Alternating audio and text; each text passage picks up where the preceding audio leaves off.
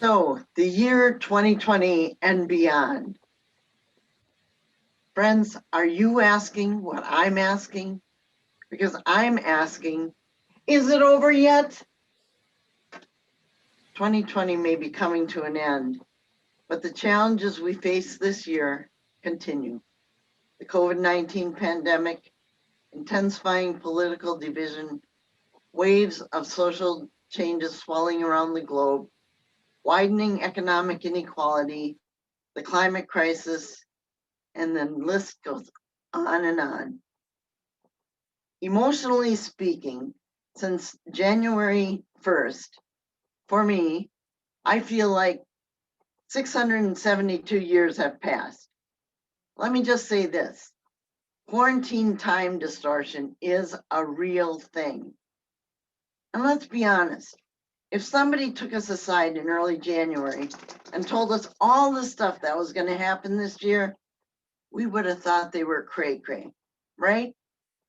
Honestly, this time last year, the headlines we are facing today would have been unbelievable, some kind of sick joke. But they're not a joke, are they?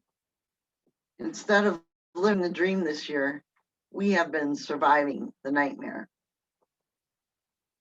Now we're going to just turn the clock back a little bit and walk through the minefield that was and still is for a while, 2020.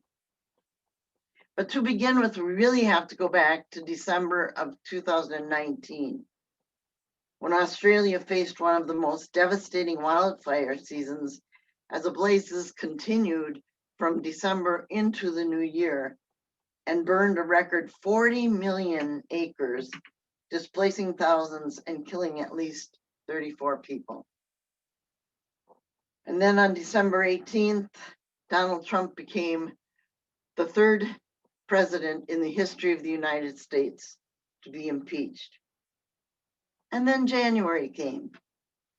January felt like such a more simpler time. All we had to worry about was whether the killing of an Iranian general in a US drone strike would lead to World War III. That's all. And meanwhile, in China, a strange new virus began to spread. Its presence, a silent clock, counting down to a time when it would bring the world to its knees. And then the political arena began to heat up and would intensify and as the year progressed. And after all, it was a presidential election this year, so we were kind of prepared for that. On February 4th, Mr. Trump gave his State of the Union address, and it was so good that House Speaker Nancy Pelosi, standing right behind Mr. Trump, ripped her copy of his speech into shreds after he shredded the Constitution, some people say, in his address. And the virus was making its way through China. It started to spark fear throughout the world. But for many, the word coronavirus was still unfamiliar and the threat seemed far off.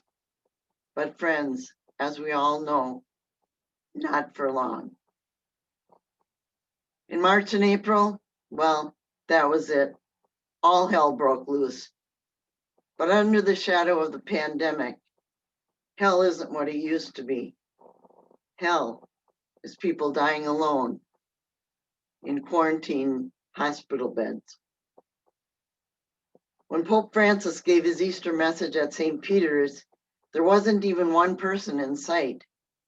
Italy had been hit so bad by the virus that the whole country was under quarantine.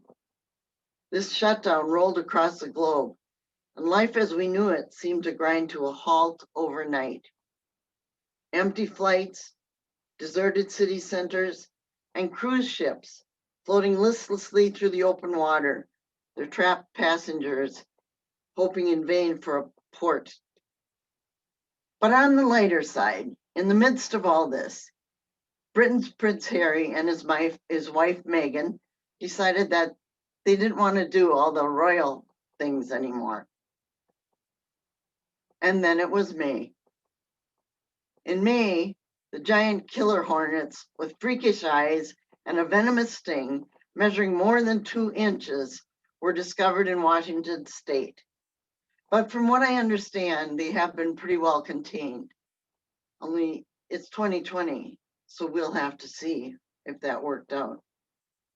And now, 2 words, Tiger King. Aside from the terrible COVID-19 losses, the world has lost many legends in 2020. People like Kobe Bryant, Sean Connery, Alex Trebek, Ruth Bader Ginsburg, Leonard Cohen, Carl Reiner, Charlie Pride, and many, many more. I mean, how can the world go on without Sean Connery? Global markets shuddered and sputtered and crashed, foreshadowing months of economic suffering.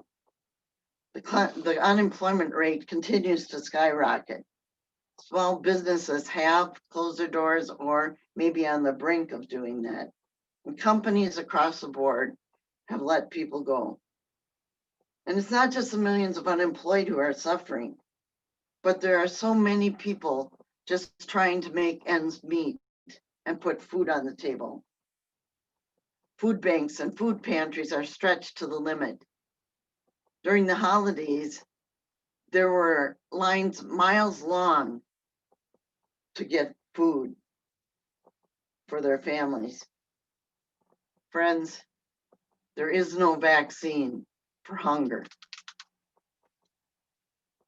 Zoom, Microsoft Teams, GoToMeetings, Skype, these have all become household words.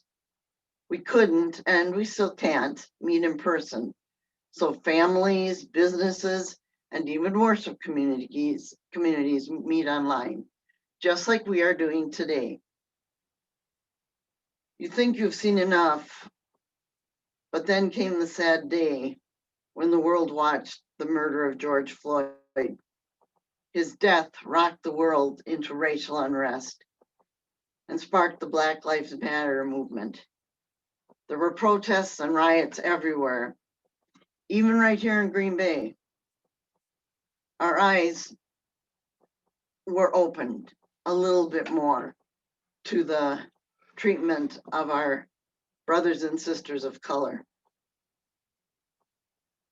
It wasn't just George Floyd, but there were others, Breonna Taylor, Alton Sterling, Freddie Gray, and too many more to mention. And it continues to go on and on. Unless we think Wisconsin doesn't have the same problem. We remember that Jacob Blake was shot 7 times in the back by the police in Kenosha. Now, I want to make sure you know that I'm not talking against the police. The police are necessary and they do a good job. But they don't have all the tools that they need.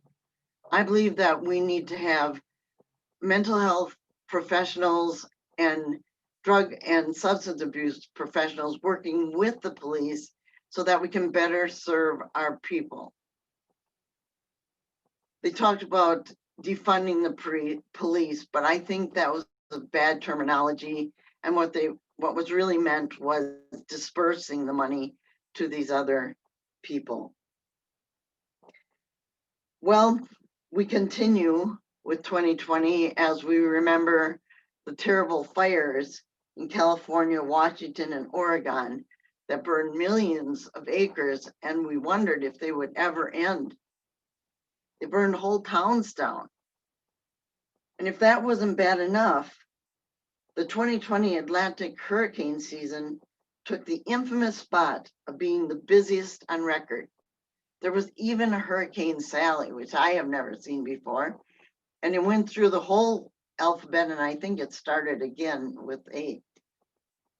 And honestly, there was a derecho, a dangerous, ferocious wall of wind that is like an inland hurricane, if you've ever heard of that went 700 miles across the Midwest, flipping cars, downing trees, causing widespread property damage, and leaving 800,000 people without power.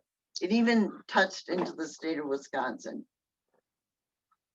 As of December 20th, there have been 18,391,571 confirmed cases of COVID in the US, with a record 325,096 deaths.